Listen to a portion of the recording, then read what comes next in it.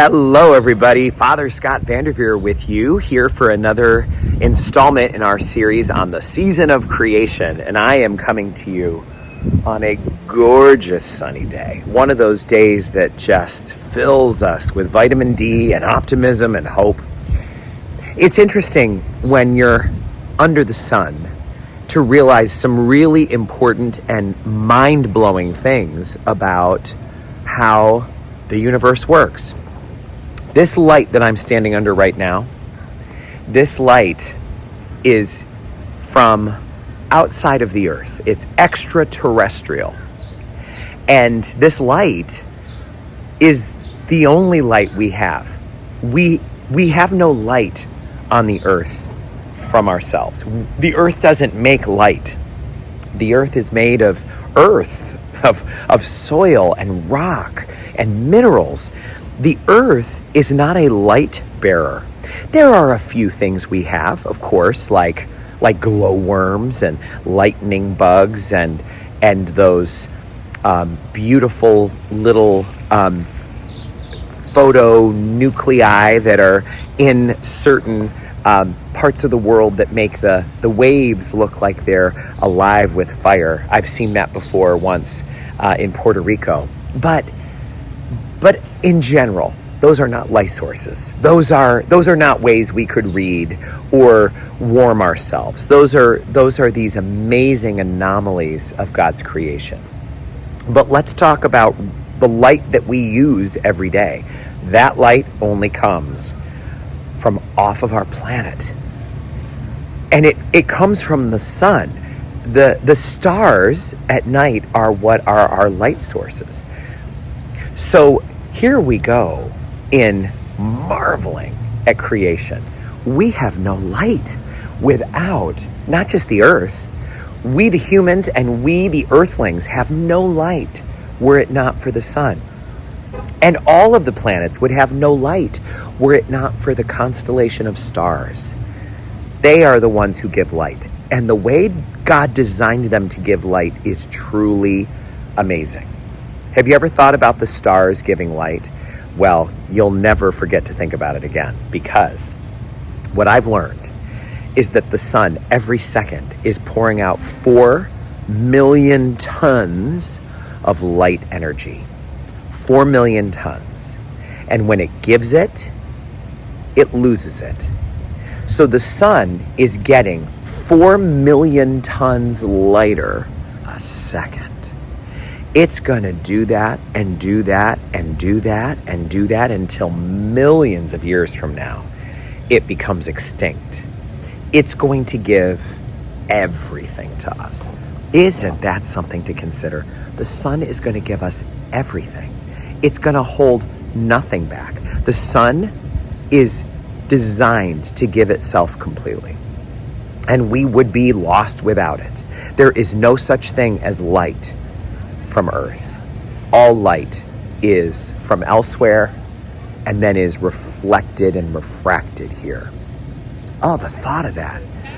Think about how that fits the faith view that we have of Jesus, who gave himself to us, who just poured out teachings and miracles and kindnesses and until he gave his very life. He gave it all. And that's how God has designed everything. That's why we're not supposed to hold back. We're supposed to share our gifts. We're supposed to be part of that divine flow. It's almost like God has this giant hose heading directly at us, just spraying us like a fire hydrant with blessings. Our job is to not kink the hose. We must never kink the hose. We must let the blessings keep flowing. That's how everything is designed.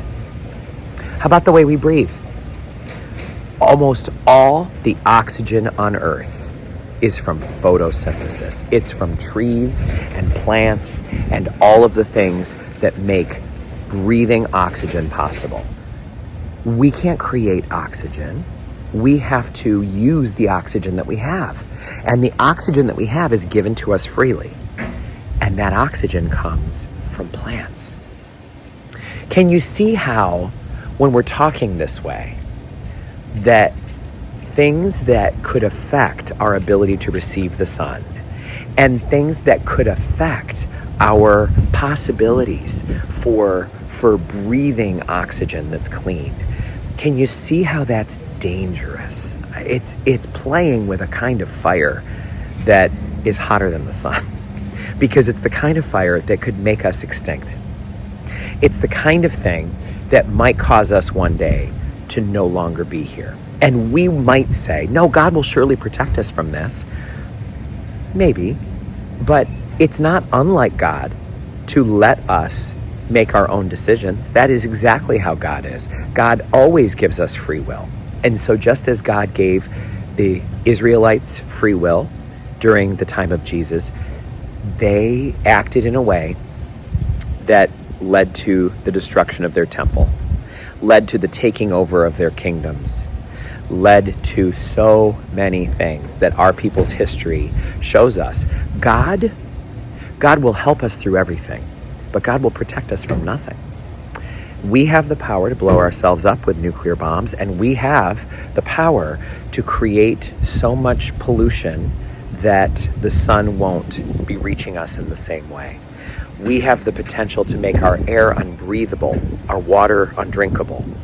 So we must, remembering all that the earth is giving us as a free gift, we must recall that this is something for us to be stewards of.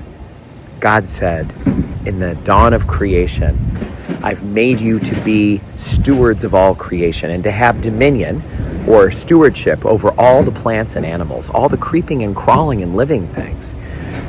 So God said, be fertile and multiply and take the earth and make something wonderful with it. So, how do we take the earth without exploiting the earth? How do we celebrate the earth while realizing that it's way beyond us, that it's bigger than we are, that we are children of God and of the earth, made of souls that are divine and clay? Remember, we say each Ash Wednesday that we are dust, and to dust we shall return. Some deep thoughts for this season of creation. May God bless you as you consider them, and may God bless this earth and all the goodness that it gives us.